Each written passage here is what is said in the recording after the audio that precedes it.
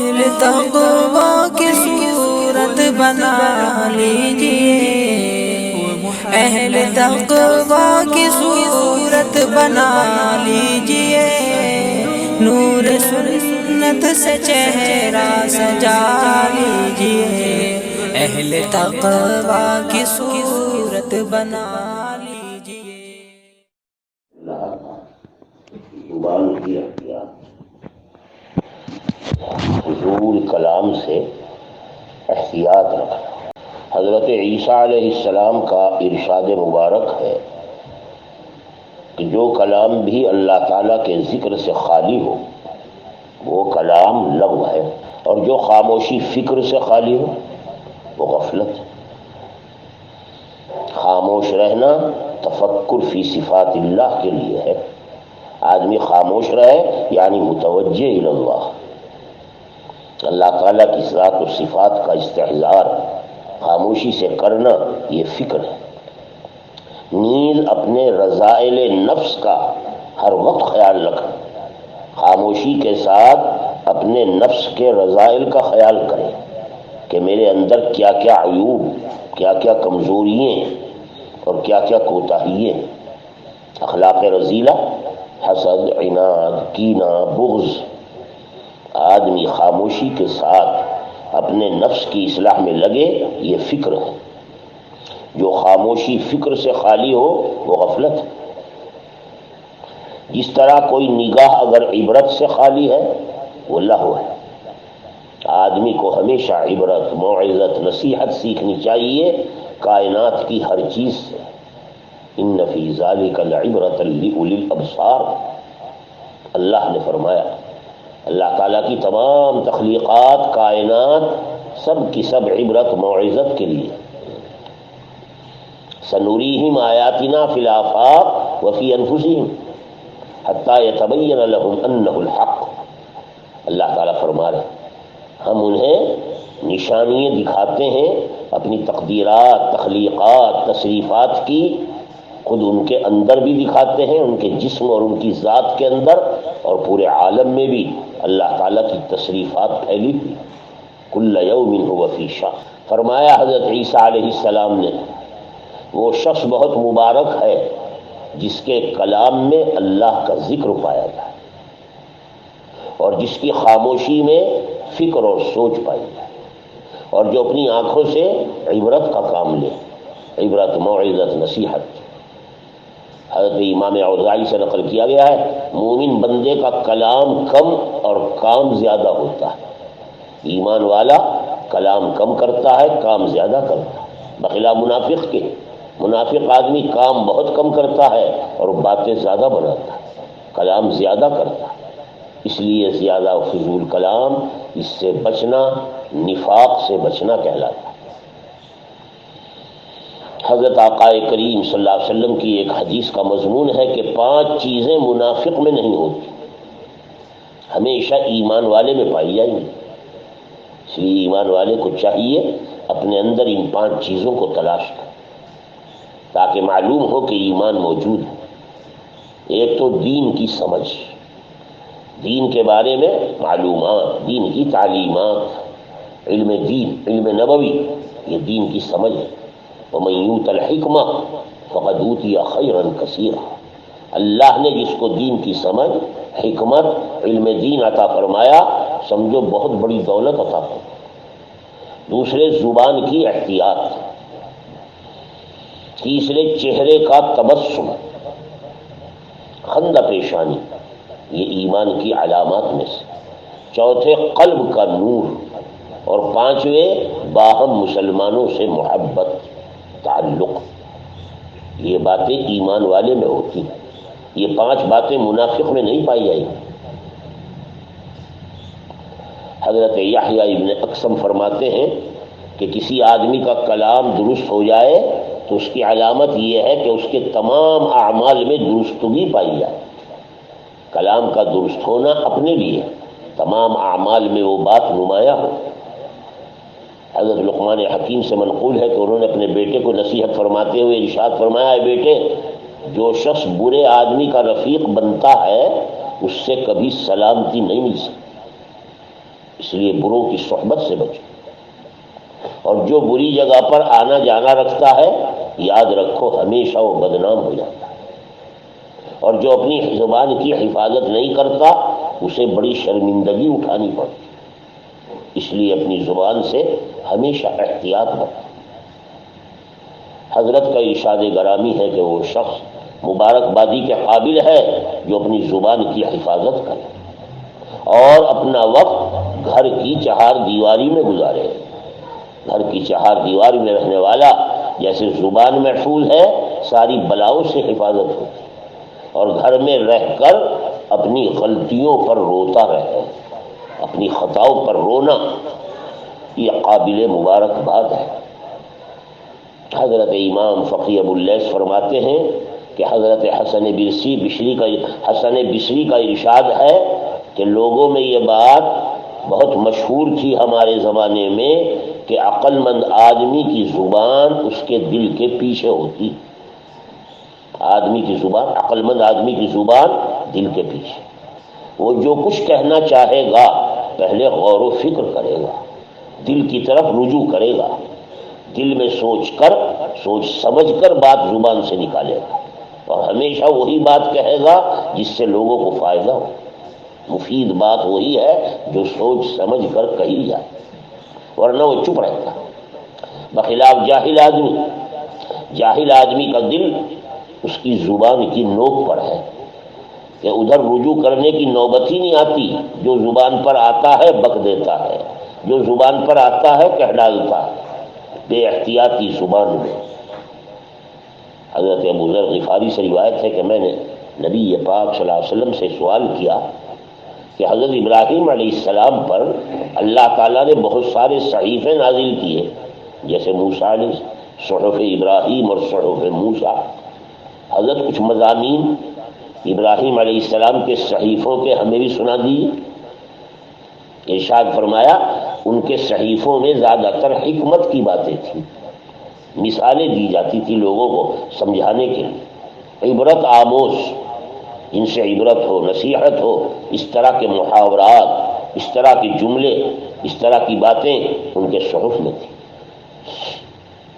مثلا حضرت ابراہیم کے صحیفے کی ہے یہ بات کہ ایک عقل مند آدمی کے لیے لائق ہے کہ جب تک اس کی عقل کام کرتی ہے وہ اپنی زبان کی حفاظت رکھتا ہے، اپنے اوقات کی قدر کرتا ہے، یعنی فضول وقت ضائع نہیں کرتا، زبان سے فضول نہ بولے اور اپنے وقت کو فضول ضائع نہ کرے، اور اپنے حالات پر پورا دھیان رکھے، مجھ سے صبح سے شام تک کیا حرکتیں صادر ہوئی ہیں، حالات پر، اپنے افعال پر، اعمال پر دھیان رکھنے والا یہ شخص عقل مند ہے۔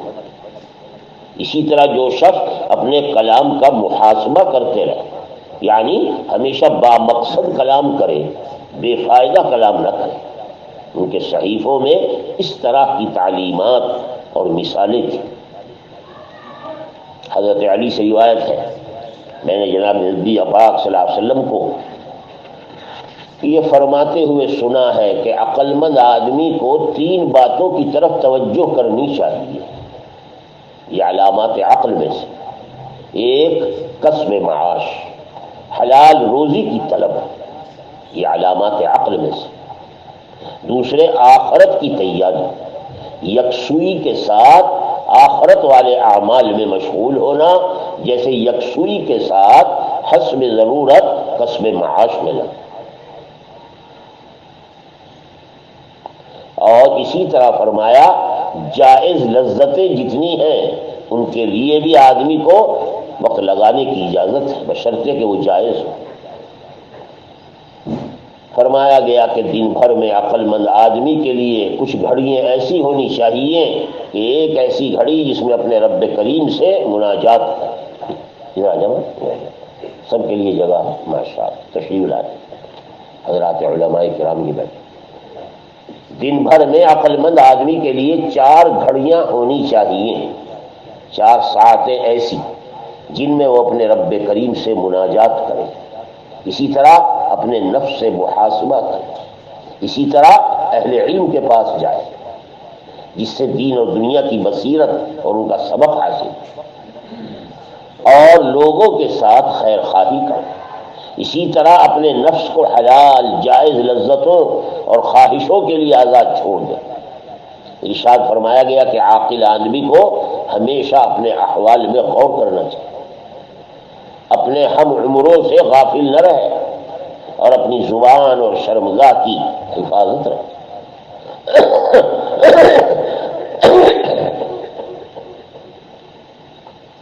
یہ باتیں جو بیان کی گئی ہیں، حضرت امام فقی ابو اللیث فرماتے ہیں کہ مشہور یہ ہے کہ حضرت داؤد علیہ السلام پر اترنے والی زبور کی تعلیم ہے۔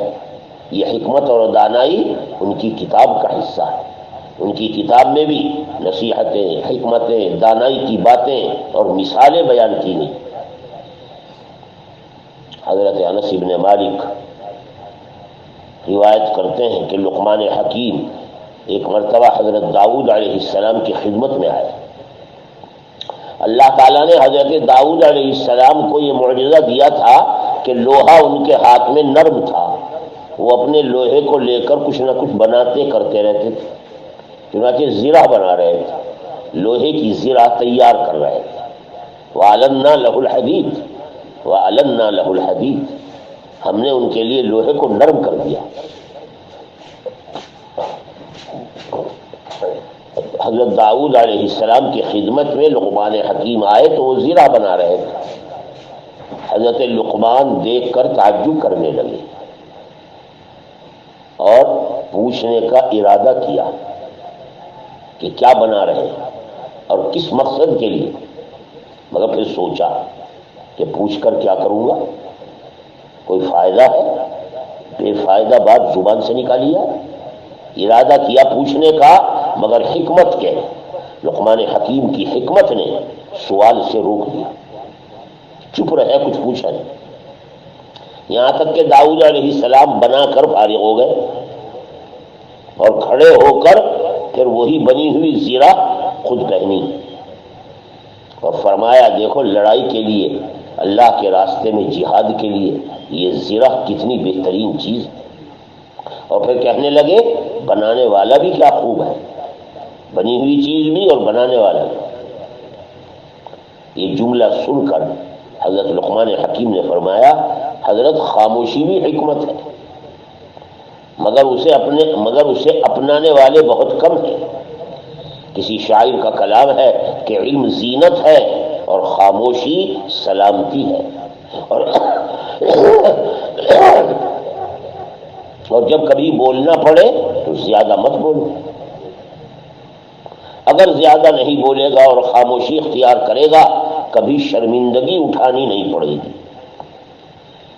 ایک مقام پر اسی واقعے کو اس طرح درج کیا گیا، دوسرے الفاظ میں حضرت لقمان حکیم کا حضرت داؤد علیہ السلام کی خدمت میں آنے کا واقعہ۔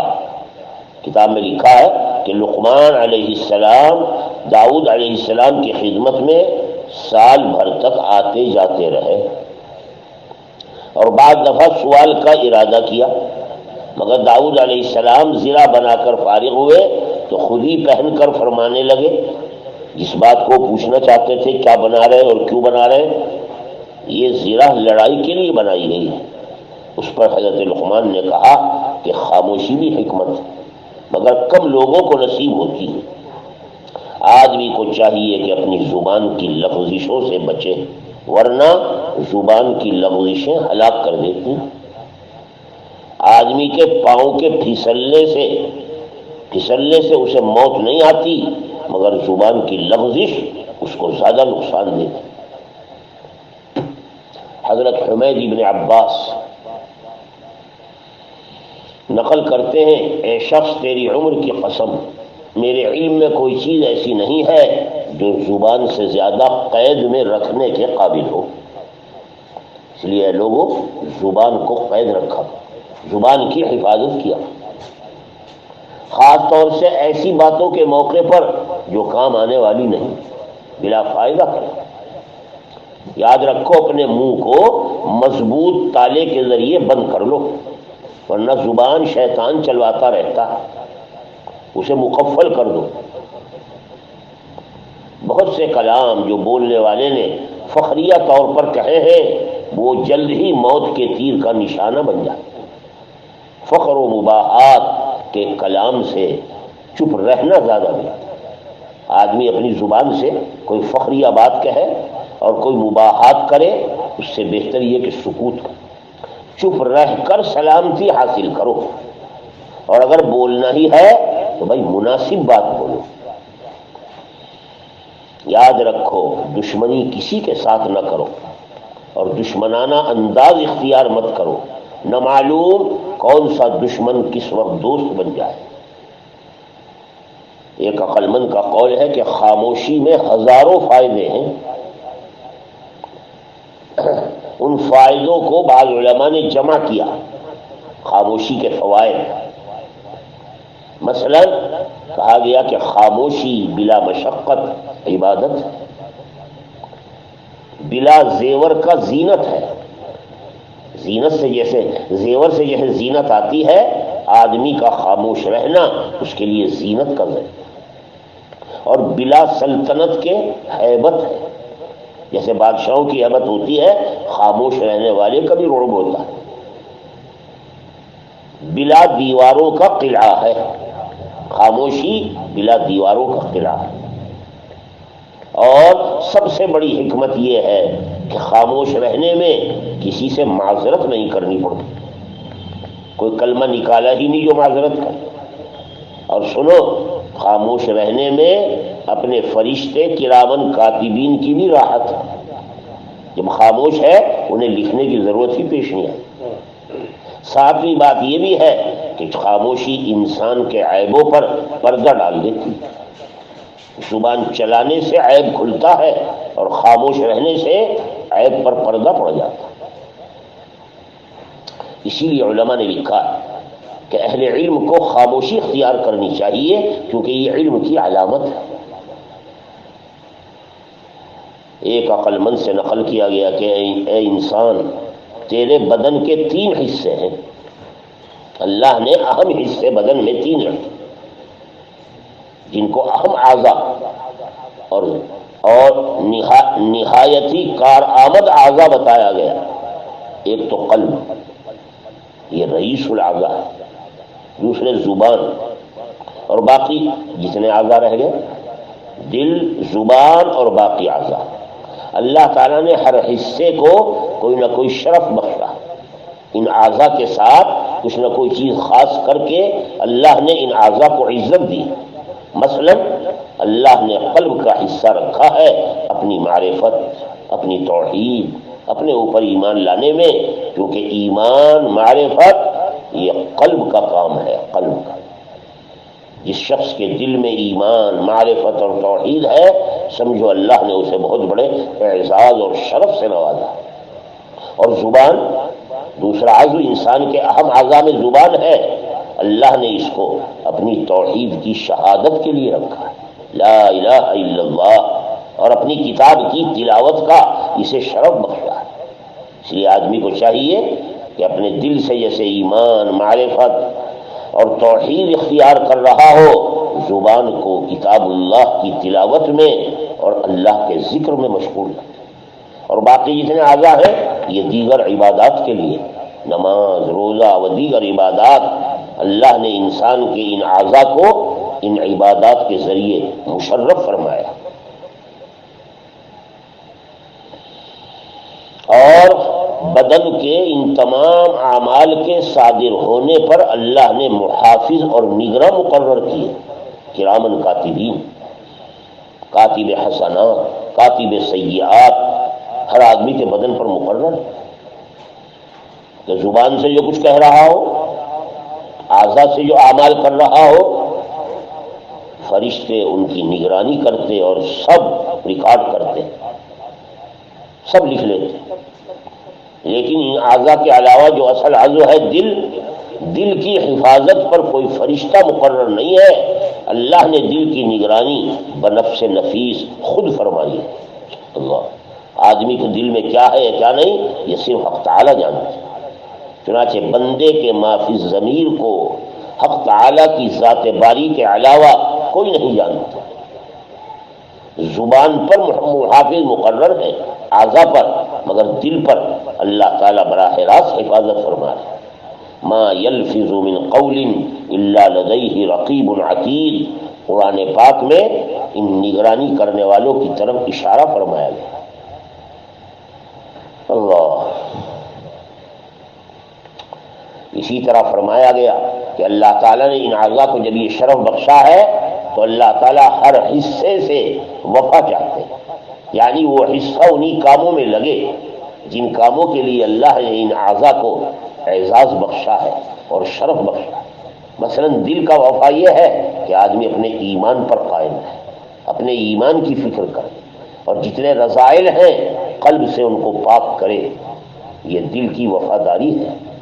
حسد، عناد، کینہ، خیانت، تکبر، مکر، فریب، آدمی اپنے دل کو ان رسائل سے پاک کرے، یہ دل کی وفاداری ہے۔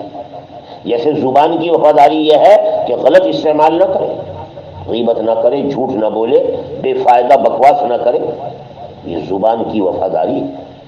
اور اعضاء کی وفا یہ ہے کہ کسی بھی عضو سے اللہ کی نافرمانی نہ کرے، گناہ صادر نہ ہو۔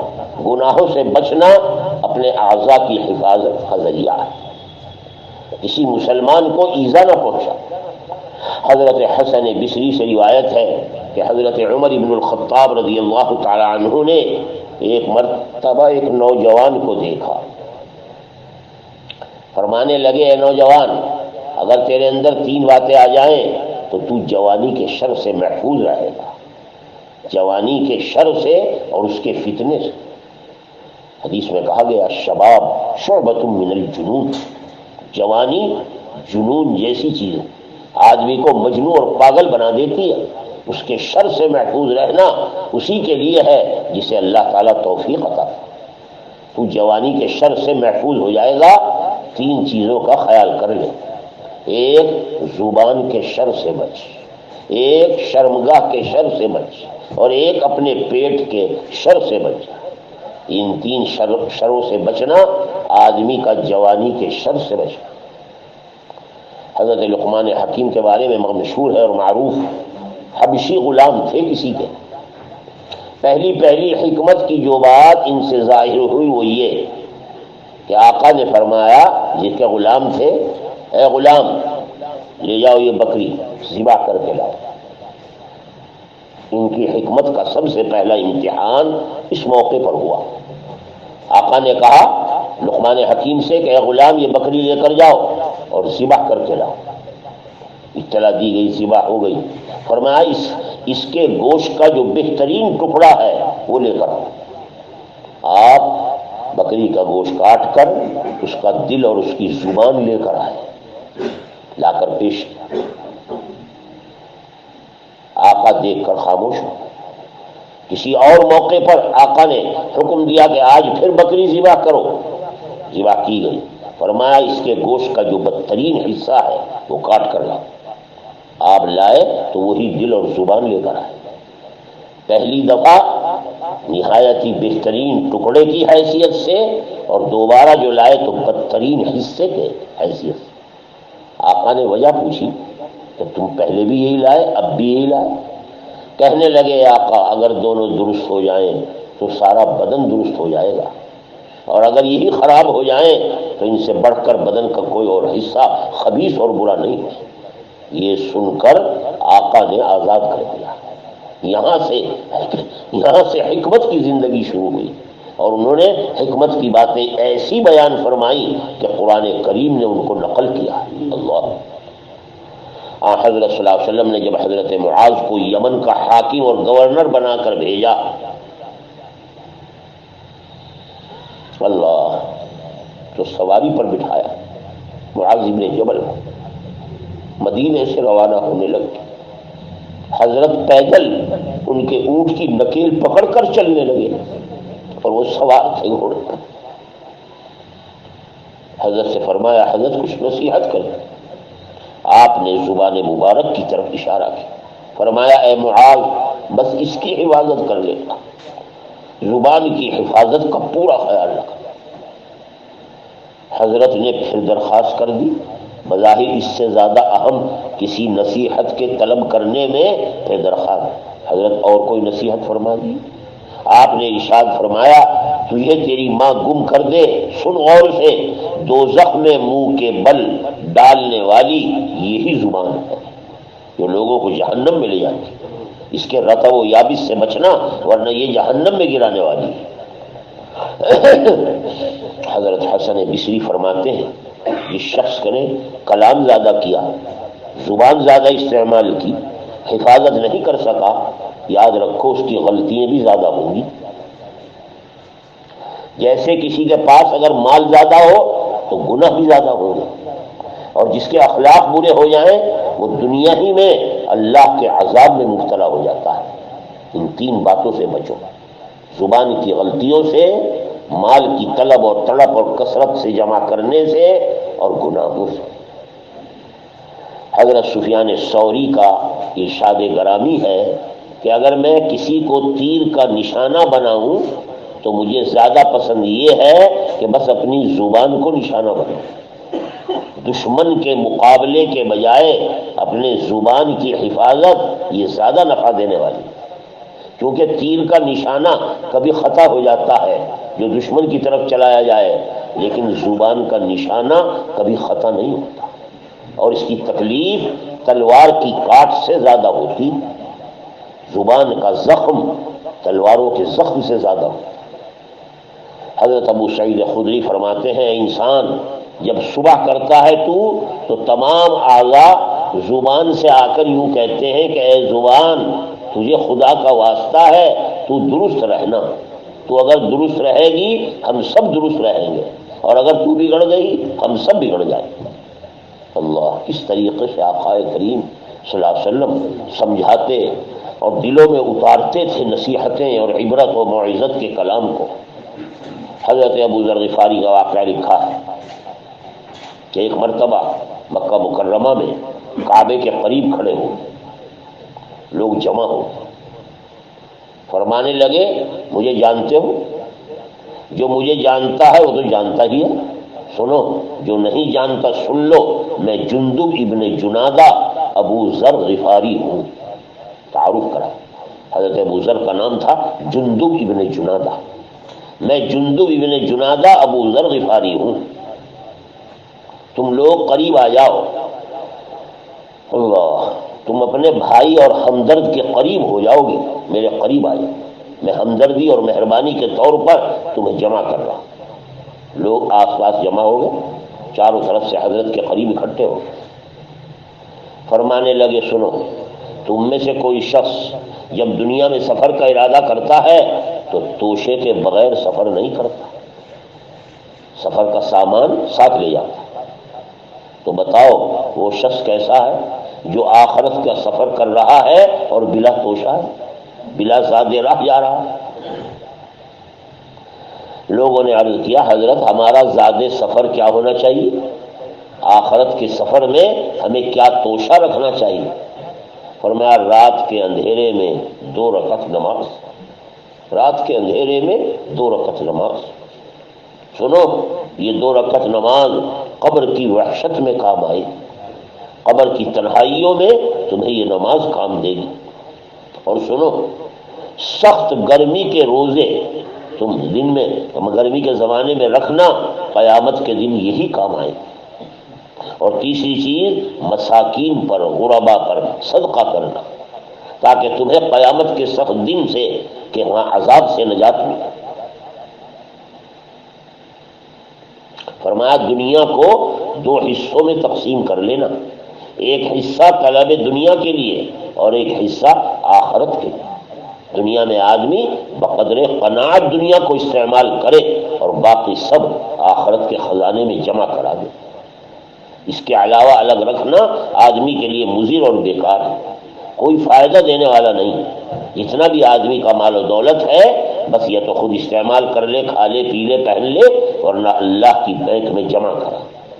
اسی طرح اپنے کلام کو بھی 2 قسم کا بنا لو، ایک وہ جو تمہاری دنیا میں بقدر ضرورت کام آ جائے، بقدر ضرورت دنیا کے کام کے لیے تم اپنی زبان استعمال کرو، اور باقی جو رہ گیا سب آخرت کے کمانے میں لگا دو، اسی زبان سے آخرت کماؤ، کہیں اور زبان کو لگاؤ گے کوئی فائدہ نہیں ہوگا، نقصان ہی نقصان۔ یہ کہہ کر نصیحت فرما کر مجمع میں کہنے لگے افسوس، مجھے اس دن کے غم نے ہلاک کر دیا ہے جس کی میرے پاس کوئی تلافی نہیں۔ لوگوں نے پوچھا حضرت وہ کون سا دن ہے؟ فرمایا میری امیدیں میری عمر سے تجاوز کر گئی ہیں، عمر پہلے ختم ہونے والی، امیدیں آگے تک لگائے بیٹھا ہوں، اور یہی آدمی کو عمل سے غافل کر دیتی۔ حضرت عیسیٰ علیہ السلام سے منقول ہے کہ اللہ تعالیٰ کے ذکر کے علاوہ کوئی کلام کثرت سے مت کرنا، کیونکہ زیادہ کلام کرنے سے دل سخت ہو جاتا ہے، اور جو دل سخت ہوا ہے اللہ تعالیٰ کی رحمتوں سے دور ہو جاتا ہے۔ ایک صحابی کا ارشاد ہے کہ جب تو اپنے دل میں سختی محسوس کرے اور بدن میں کمزوری محسوس کرے اور رزق کے اندر اپنے کو محروم دیکھے، یقین کر لے کہ تیری زبان سے کوئی بے فائدہ کلام ہوا ہے، لہذا استغفار اور توبہ اپنی زبان سے کر، تیری سختی نرمی سے بدل جائے گی، تیرے بدن کی کمزوری طاقت سے بدل جائے گی، اور اللہ رزق میں برکت دیتے ہیں جب آدمی زبان کی حفاظت کرے اور اس کو صحیح استعمال کرے۔ اللہ اکبر۔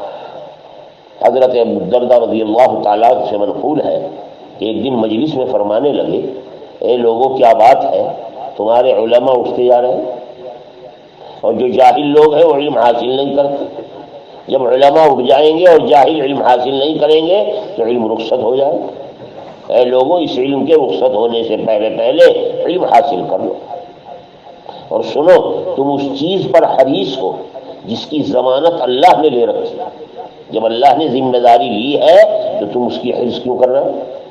اور جو چیز تمہارے ذمے اور تمہارے سپردگی میں دی گئی ہے تم اسے ضائع کر رہے ہو۔ میں تمہارے شریر لوگوں کو یوں ہی پہچانتا ہوں جیسے حیوانات اور جانوروں کے جو ماہر ہیں وہ جانوروں کی نسلوں سے واقف ہیں، میں بھی تمہارے شریر لوگوں کو اسی طرح پہچانتا ہوں۔ ایسے لوگ جو زکوٰۃ کو تاوان سمجھتے ہیں، نمازوں میں آخر وقت پر پیچھے آ کر کھڑے ہو جاتے ہیں اور قرآن کو بے توجہی سے سنتے ہیں، آزاد لوگوں کی طرح آزاد پھرتے ہیں، میں ایسے شریر لوگوں کو اسی طرح پہچانتا ہوں جیسے کوئی ماہر حیوانات گھوڑوں کی نسلوں سے واقف ہوتا ہے۔ فرمایا ایک موقع پر حرص کی دو قسمیں، ایک مذموم اور ایک غیر مذموم۔ لالچ اور حرص کبھی ایسا ہے جو شریعت میں محمود، اور ایک بعض دفعہ ایسا ہے کہ شریعت نے اس کی مذمت بیان کی۔ اور یاد رکھو حرص اگر محمود ہے، غیر مذموم اسے چھوڑنا بھی بہتر ہے۔ مذموم حرص تو یہ ہے کہ انسان کو خدائی احکام کی ادائیگی سے روک دے، مال طلب کرنے میں، مال کے حرص میں، مال کے لالچ میں اللہ تعالیٰ کے احکامات کو توڑنے والا حرص مذموم رکھتا ہے۔ آدمی چاہتا ہے کہ مال جمع ہو، میں دوسروں پر بڑھ جاؤں، فخر اور مباحات، یہ سب حرص مذموم ہے۔ ہاں غیر مذموم حرص یہ ہے کہ آدمی مال کمائے لیکن اللہ تعالیٰ کے حکم کے مطابق، مال کمانے میں اللہ کا کوئی حکم ضائع نہ ہو، نہ کوئی فخر مقصود ہو۔ بعض صحابہ مال جمع کرتے تھے اور حضور پاک صلی اللہ علیہ وسلم ان پر نکیر نہیں فرماتے تھے کیونکہ وہ اپنے سارے مال کو اللہ کے راستوں میں خرچ کرتے۔ ویسے یاد رکھو مال کا زیادہ طلب نہ کرنا افضل ہے مال کو طلب کرنے سے، کیونکہ طلب مال میں آدمی ہمیشہ غفلت میں پڑ جاتا ہے۔ حضرت ابو درداء کی اس حدیث میں جو حرص مذموم بیان کیا گیا یہ وہ ہے کہ آدمی دنیا میں لگ کر اللہ تعالیٰ کے احکامات کو ضائع کر، یہی مطلب ہے حرص مذموم کا۔ اس لیے فرمایا اللہ تعالیٰ نے جس چیز کی کفالت اور ضمانت ذمہ داری اپنے لیے لے لی ہے تم اس میں اپنا وقت کیوں لگا رہے ہو؟ یعنی رزق کی ذمہ داری اللہ کی ہے، ہر شخص کو رزق دینا یہ اللہ کا وعدہ ہے۔ اب تم طلب میں لگ کر اپنی حرص دکھا رہے ہو، اپنی طمع دکھا رہے ہو، یہ حرص مذموم ہے۔ تمہارے لیے تو اللہ تعالیٰ نے عبادت ذمہ لگائی ہے، آپ بھی اپنا وقت عبادات میں خرچ کرے اور ضائع نہ کرے۔ حضرت ام المومنین حضرت حفصہ رضی اللہ تعالی عنہا اپنے والد بزرگوار حضرت امیر المومنین عمر رضی اللہ تعالی عنہ سے ایک دن عرض کرنے لگی کہ اللہ تعالیٰ نے اس زمانے میں آپ کی امارت خلافت میں بڑی مالی فراوانی اور رزق کی بڑی وسعت عطا کی۔ حضرت عمر رضی اللہ تعالیٰ عنہ کے زمانے میں اسلام عرب سے نکل کر عجم میں ہزاروں میل دور تک پہنچا ہے، اس لیے اللہ نے وسعت دی۔ لہذا میری درخواست ہے کہ آپ اپنے کھانے پینے کے بارے میں خیال فرمائیں، ایسا کھانا کھائیں جس سے کچھ طاقت اور قوت آئے۔ اسی طرح موجودہ کپڑوں کے بجائے ذرا بڑھیا اور نرم کپڑے پہنیں، کیونکہ بڑے بڑے سلاطین دوسرے علاقوں کے امراء اور حکام آپ کی زیارت کے لیے آتے ہیں۔ لہذا میری رائے ہے کہ کھانے میں بھی تھوڑا سا تغیر فرمائیں اور لباس میں۔ فرمانے لگے یہ فیصلہ میں تیرے ہی سپرد کر رہا ہوں حضرت حفصہ سے، اور فرمانے لگے بتا نبی پاک صلی اللہ علیہ وسلم کی زندگی کیسی تھی؟ وہ حالات جو حضرت کے تھے دہرانے لگے۔ حضرت حفصہ نے حضور پاک صلی اللہ علیہ وسلم کے ساتھ وقت گزارا ہے، بتا حضرت کی زندگی کیسی تھی، کھانے میں پینے میں پہننے میں۔ بار بار حضرت کا حال بیان کرنے کے لیے کہتے رہے، یہاں تک کہ وہ رونے لگے۔ حضرت حفصہ فرمایا دیکھ میرے دونوں رفیق نبی پاک صلی اللہ علیہ وسلم اور ابو بکر جو میری زندگی کے اصل رفیق تھے، ایک ہی طریقے پر چلے ہیں دونوں، اگر میں ان کے طریق کو چھوڑ کر کوئی نیا طریقہ اختیار کروں گا تو قیامت میں ان کے ساتھ کیسے رہوں گا؟ بخدا میں انہی جیسی تنگ حالی میں، معیشت کی تنگی میں اور اپنی اسی حال میں جو حضرت کے زمانے کا تھا میں اسی کو اختیار کر رہا ہوں تاکہ آخرت میں ان کے ساتھ نہایت بہترین زندگی اور فراخ حالی میں اپنا وقت آخرت میں گزاروں۔ یہ حضرات تھے اکابر و مشائخ، دنیا کی وسعتیں اور دنیا کی دولتوں نے ان پر کبھی حملہ نہیں کیا۔ حضرت مسروق فرماتے ہیں میں نے حضرت عائشہ سے عرض کیا کہ اے امی جان، نبی پاک صلی اللہ علیہ وسلم جب گھر میں داخل ہوتے تھے تو اس وقت کیا فرماتے تھے، کیا کیا کرتے تھے؟ فرمانے لگی میں نے آپ کو گھر میں داخل ہوتے ہوئے دیکھا تو اکثر حضرت کی زبان پر یہ کلمہ ہوتا تھا، کیا اگر انسان کے پاس سونے کے 2 جنگل ہو جائیں تو تمنا کرے گا کہ تیسرا بھی مل جائے، تیسرے کی طلب میں لگے، اور انسان کے پیٹ کو قبر کی مٹی کے علاوہ کوئی چیز بھر نہیں سکتی، اور اللہ توبہ کرنے والوں کی توبہ قبول فرماتے ہیں۔ جو آدمی دنیا طلبی کے بجائے متوجہ اللہ ہو جائے اور توبہ کرے، اللہ اس کی توبہ قبول فرمائے۔ اور اللہ تعالیٰ نے یہ مال اس لیے بنایا ہے کہ یہ اعمال پر طاقت کا ذریعہ ہو، اس کے ذریعے نماز قائم ہو، اس کے ذریعے زکوٰۃ دی جائے، اس کے ذریعے غریبوں پر صدقات کیے جائیں۔ اللہ نے مال آخرت کمانے کے لیے دیا ہے، نہ کہ بینک میں جمع کرنے کے لیے۔ حضرت اکثر گھر میں داخل ہو کر یہی زہد، دنیا کی بے رغبتی کا سبق پڑھاتے۔ حضرت انس بن مالک راوی ہے کہ نبی پاک صلی اللہ علیہ وسلم نے ارشاد فرمایا ہے انسان کی ہر چیز بوڑھی ہو جاتی ہے سوائے حرص اور لالچ کے، یہ بوڑھا نہیں ہوتا۔ اللہ تعالی ہمیں اور آپ سب حضرات کو دنیا کی بے رغبتی اور آخرت کی تیاری کی توفیق عطا۔ سبحانک اللہم و بحمدک